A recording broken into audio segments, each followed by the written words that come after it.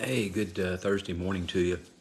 I want to share something with you a little bit about maybe electricity, something you probably knew, but you can have a 110 or a 220 circuit. A 220 air conditioner makes a house nice and cool. A 110 uses a lot more electricity and won't do near the job because it doesn't have the amperage, the power that it needs.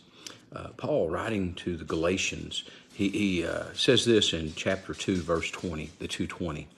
I have been crucified with Christ. It is no longer I who live, but Christ lives in me. And the life which I now live in the flesh, I live by faith in the Son of God, who loved me and gave himself for me. I just want you to know that what Paul is talking about is he's plugged into Jesus Christ. And it gives him the 220, the power to do, because it's Jesus working through him. It's not Paul trying to do it in his own strength. Now let's go back to the 110 for a minute, the thing that doesn't work quite as well. Chapter 1 and verse 10, Paul said this, "For do I now persuade men or God? Or do I seek to please men? For if I still please men, I would not be a bondservant of Christ." And what Paul is saying is if you try to do it in his flesh to please men and those things and not through Christ, it's a 110. He can't do it.